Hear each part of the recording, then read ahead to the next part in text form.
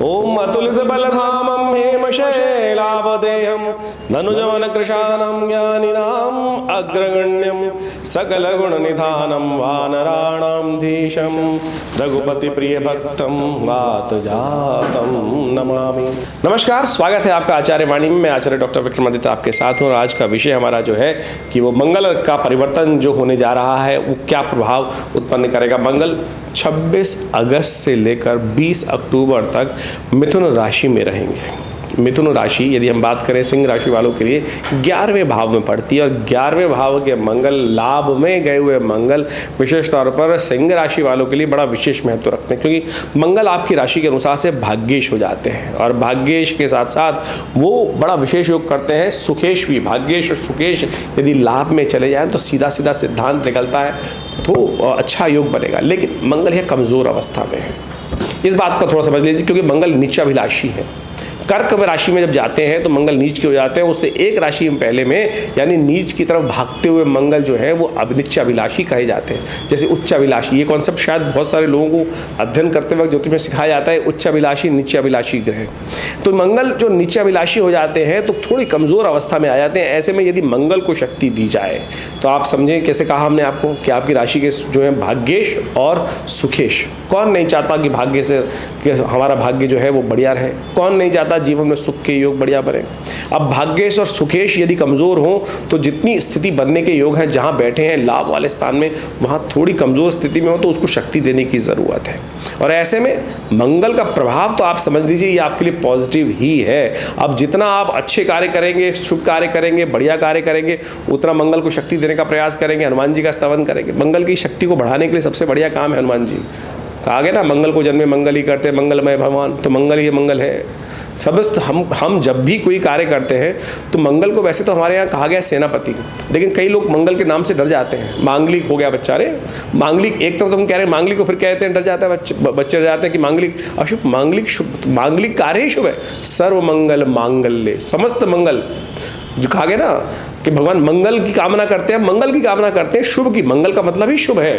तो आपके लिए शुभत्व का परिवर्तन का लाभ देने के लिए मंगल का ये परिवर्तन का दौर रहेगा। करीब करीब 26 अगस्त से लेकर 20 अक्टूबर तक का जो पीरियड है, करीब करीब ये समय जो मान लीजिए ये ओवरऑल आपके लिए अच्छा जाता दिखाई दे रहा है। इसमें बाकी सब ग्रहों का जो प्रभाव है वो भी आपको समझना पड़ेगा। उनके अनुसार से बहुत सारी चीज़ों को समझते हुए यदि कार्य कर लेंगे तो अच्छा रहेगा। शनि महाराज बड़े विशेष तौर पर विचित्र स्थिति में बैठे हुए हैं। यहाँ पर शनि जो है वक्री होकर आपके जो लग्न पर प्रभाव डाल रहे हैं ना, वो कहीं ना कहीं रंग में भंग डालते प्रयास कर रहे हैं।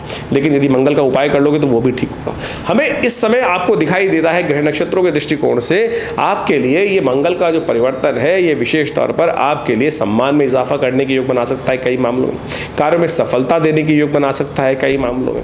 इसके साथ धन आगमन का भी ये लाभ की स्थिति को पॉजिटिव वे में ले जाने के लिए मंगल का ये दौर विशेष तौर पर रहेगा। बस मंगल को जैसा हमने कहा थोड़ी ताकत देने की ज़्यादा ज़रूरत है। लेकिन सिंह राशि वालों एक बात को और समझना, चाहे आपकी सिंह राशि है चाहे आपकी सिंह लग्न है, दोनों लोगों को समझना चाहिए, क्योंकि ज्योतिष के दृष्टिकोण से सबसे पहले ये विशेष तौर पर समझ लें कि राशि का प्रभाव भी है, लग्न का प्रभाव भी है, सूर्य लग्न का भी प्रभाव है। बिल्कुल, तो जिन लोगों की मंगल ये जो सिंह राशि है या सिंह लग्न है उन दोनों को इस प्रभाव को समझ लेना चाहिए।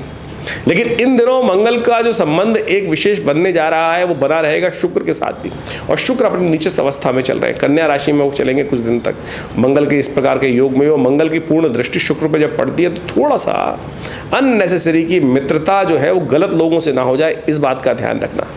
मित्रता जो गलत लोगों दोस्तों से होगी ना, वो कहीं ना कहीं आपको कहीं ना कहीं सम्मान में कष्ट लाने के योग बना सकती है। थोड़ा ध्यान रखते हुए कार्य करने की ज़रूरत है।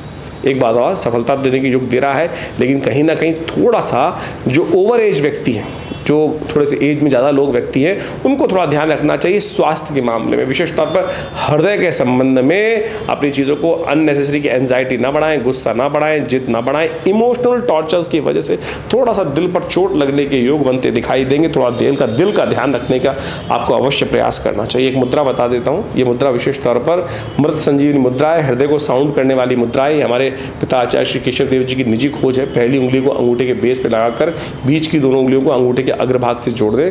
हम चाहेंगे इस दौरान, क्योंकि ग्रह नक्षत्र दिखा रहे हैं कि इस प्रकार का योग, और ये योग आपके लिए काफ़ी लंबा रहेगा अभी।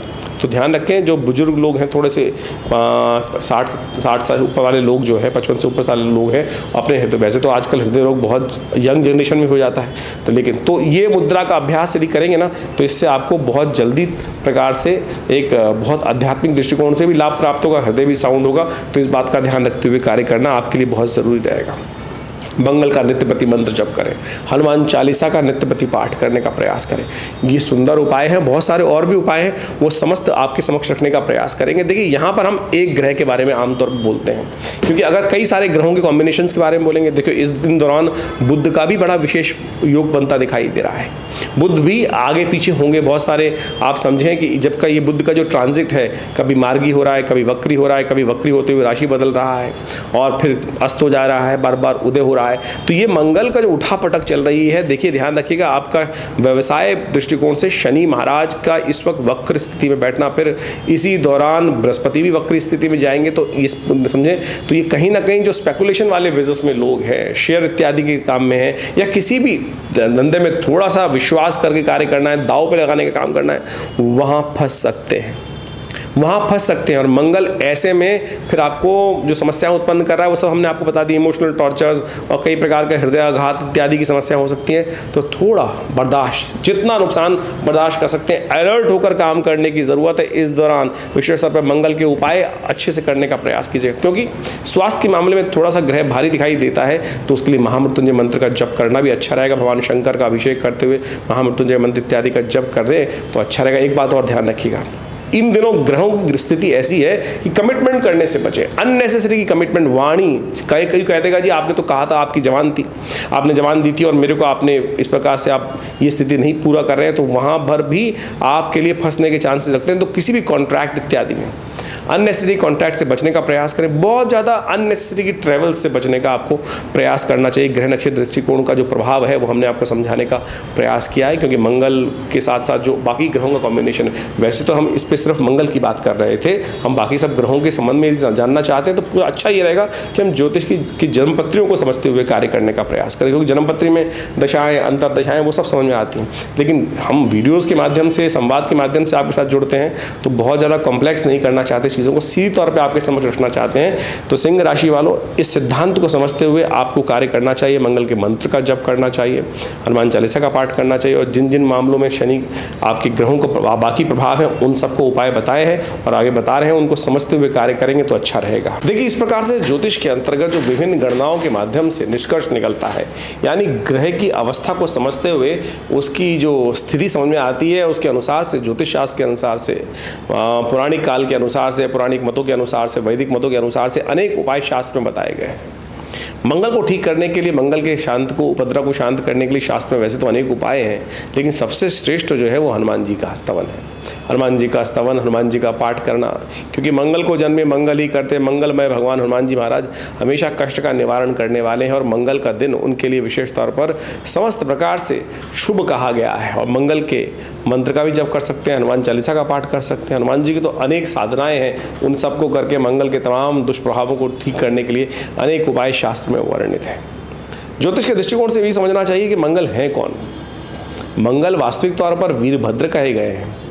वीरभद्र जो भगवान शंकर के साक्षात अंश हैं, पृथ्वी से उत्पन्न हुए हैं, और जब सती की घटना शास्त्रों के अनुसार से घटी, दक्ष के उस यज्ञ के अंदर उसको विध्वंस करने के लिए सती ने अपने आप को समर्पित कर दिया यज्ञ के अंतर्गत, तो भगवान शंकर ने रुद्रावतार के रूप में वीरभद्र को उपस्थित किया।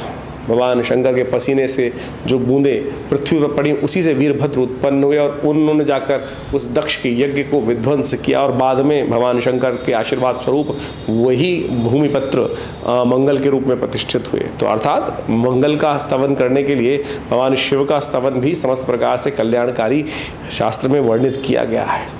तो तो ऐसे में मंगल ग्रह को शांत करने के लिए अनेक उपाय शास्त्र में वर्णित हैं, उन सबका आप साथ लेते हुए कार्य करने का प्रयास कर सकते हैं। मंगल का एक बड़ा श्रेष्ठ मंत्र है, क्योंकि मंगल इन दिनों जिस ग्रह अवस्था में चल रहा है, मिथुन राशि में चल रहे हैं, और मिथुन राशि में चलते हुए जो मंगल होते हैं वो नीचाभिलाषी हो जाते हैं।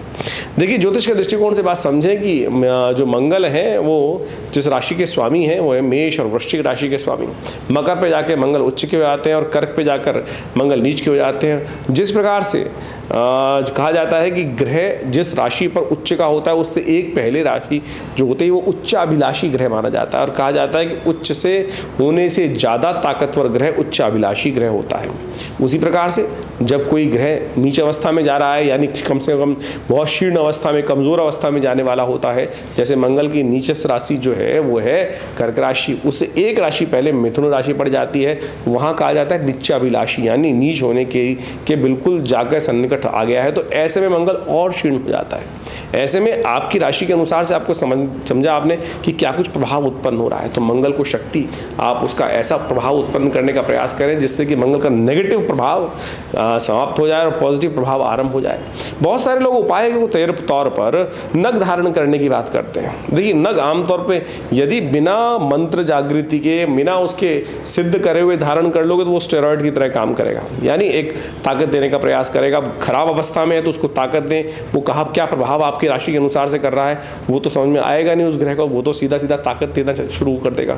जैसे एक व्यक्ति को यदि स्टेरॉइड दे दिया जाए, बीमार आदमी है, तो उसका क्या स्टेरॉइड का प्रभाव होगा, तो वो तो कहाँ बैलेंस नहीं करेगा ना। तो स्थिति को समझते हुए किस प्रकार से कितना कार्य करना है, कितनी स्थिति को बैलेंस करना है, कितना आवश्यक करना है, वो दिमाग जो है रत्न में मंत्र सिद्धि से आता है।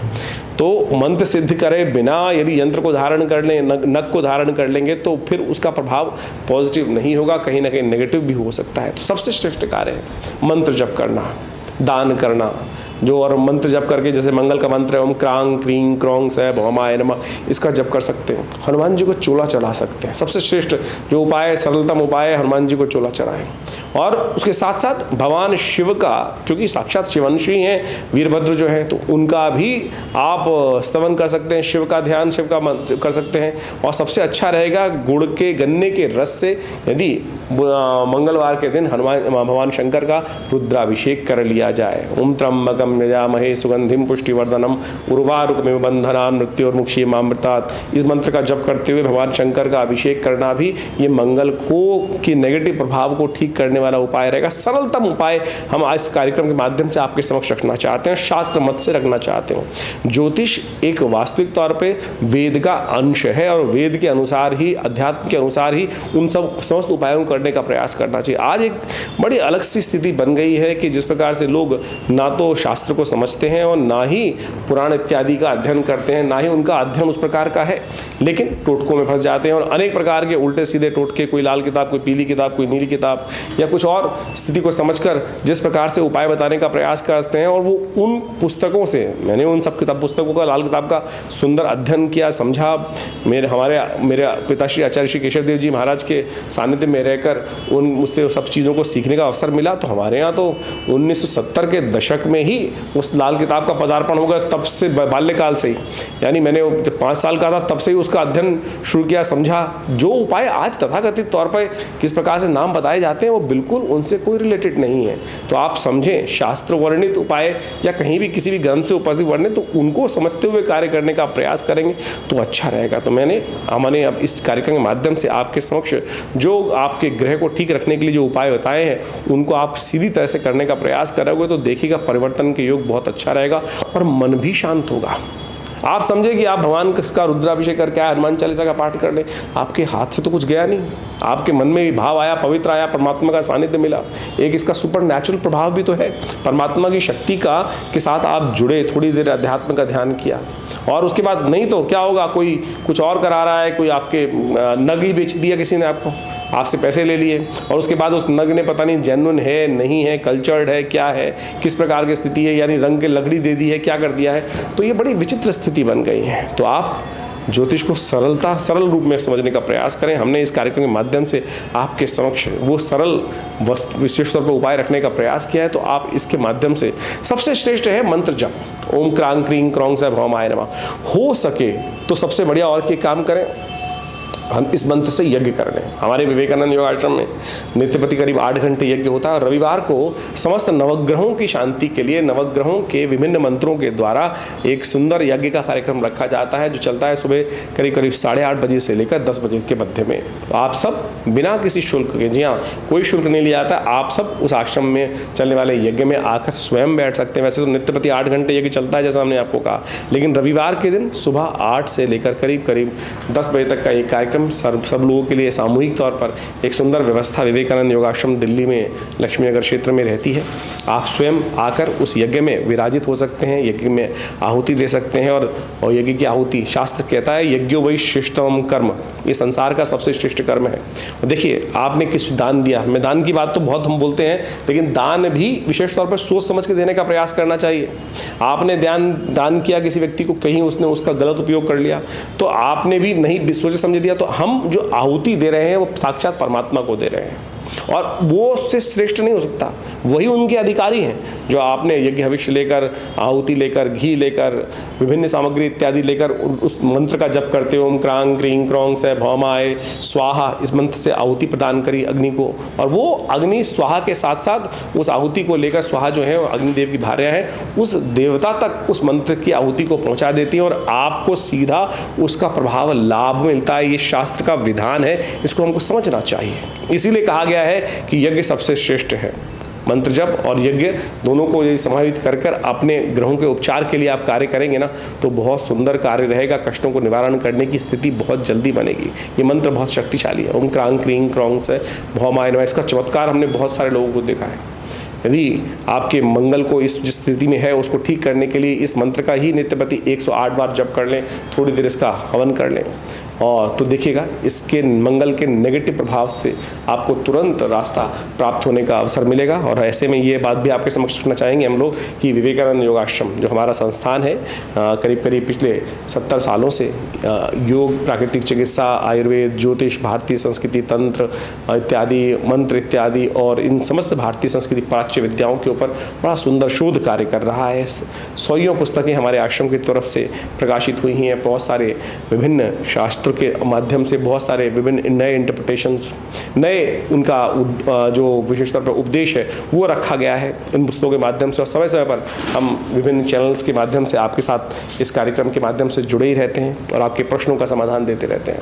आपकी जन्मपत्री में क्या चल रहा है, कौन से ग्रह आपके लिए कब शुभ प्रभाव देने वाले हैं और कब आपके जीवन में उनका नेगेटिव प्रभाव आने के योग बनते हैं और कैसे उन सब से आप रक्षा कर सकते हैं, इस सब संबंध में ज्योतिष का समस्त विवरण हमारे इस कार्यक्रम के माध्यम से आपको प्राप्त होता ही है। और अपने निजी विचार विमर्श प्राप्त करने के लिए आश्रम से जुड़ सकते हैं। संपूर्ण नंबर्स आपके सामने स्क्रीन पर चल ही रहे हैं। आश्रम के द्वारा विभिन्न क्षेत्रों में कार्य किया जा रहा है। आयुर्वेद के संबंध में, चिकित्सा शास्त्र के संबंध में एक पूरा 100 बेड का विवेकानंद हॉस्पिटल यहाँ स्टैब्लिश्ड है। ये जो भारतीय बहुत सारी इंश्योरेंस कंपनीज के साथ कार्य कर रहा है और बहुत सारी चिकित्सा के माध्यम से। देखिए, आपके ज्योतिष को हमको समझना चाहिए कि मेडिकल एस्ट्रोलॉजी ज्योतिष का एक ऐसा भाग है जो बहुत विशेष है। जो प्राचीन काल के अंदर आयुर्वेद को साथ साथ ज्योतिष को जोड़ा गया था और वहाँ कहा गया, समझा गया कि किस ग्रह के प्रभाव से कौन सी बीमारी कब हो रही है और कैसे मंत्र जप कर कर हम उस बीमारी को ठीक कर सकते हैं। जैसे एग्जाम्पल लें आप, महामृत्युंजय मंत्र है। हमने हजारों के लोगों पे देखा कि जो पहले महामृत्युंजय मंत्र का जप करने से कैसा चमत्कारिक प्रभाव होता है। वही औषधि जो पहले पेशेंट पे काम नहीं कर रही थी, महामृत्युंजय का जप करके, अनुष्ठान कर कर, पूजा करके, प्रार्थना करके, भगवान शंकर के सामने संकल्प कर कर उस पूजा को पद्धति किए गए, वही दवाइयाँ औषधियाँ पुनः काम करने लगती हैं। तो आप समझे, मंत्र भाग्य जगाता है, अध्यात्म भाग्य जगाता है, अध्यात्म कष्ट को निवारण करता है और ज्योतिष वो माध्यम है कि जिसके द्वारा आप समझ सकते हैं कि कब जीवन में, आपके जीवन में जो कष्ट आ रहा है ना, वो भार ही है कहीं। उस भार का समय, उस कष्ट का समय पहले से जाना जा सकता है और उसका निवारण पहले से भी किया जा सकता है। ये ज्योतिष का एक चमत्कारिक प्रभाव है और अनादिकाल से हजारों लोगों ने इसका लाभ लिया है। तो आप इस कार्यक्रम के माध्यम से हमारे साथ जुड़ें। माँ भगवती का सुंदर सानिध्य जो यज्ञ आश्रम पे किए जाते हैं, अनुष्ठान किए जाते हैं समय समय पर, उन सब का लाभ आपको अवश्य ले सकते हैं। और इन दिनों विशेष तौर पर तो बहुत सारे और भी उत्सव आने वाले हैं, नवरात्र आएंगे और इसके साथ साथ श्राद्ध भी उससे पहले आने वाले हैं। श्राद्धों में भी अपने पितरों के तृप्ति के लिए भी बहुत सारे हमको पद्धति करनी चाहिए। गायत्री का यज्ञ करना चाहिए, तर्पण इत्यादि करने चाहिए। आप सब उसके लिए भी आश्रम से संपर्क साध सकते हैं। आश्रम में जिससे गायत्री का यज्ञ करवा कर अपने पितरों की आत्म शांति के लिए सुंदर कार्य अवश्य करना चाहिए। आप सब लोगों को अपने पितरों के निमित्त, जिनके कारण से हम इस जीवन में हैं, आज बहुत सारे लोग तो श्राद्ध भी सही से नहीं करते हैं। बड़ी विचित्र स्थिति है। लोगों को, आधे लोगों को, बहुत सारे लोग ऐसे आते हैं उनको पता ही नहीं है कि श्राद्ध कौन सी तिथि में किया जाए। यदि ऐसी भी कोई समस्या है तो चिंता ना करें, हमारे आश्रम पर जो फ़ोन नंबर्स दिए गए हैं उनमें आप संपर्क साध कर अपने समस्त प्रश्नों का निदान पा सकते हैं।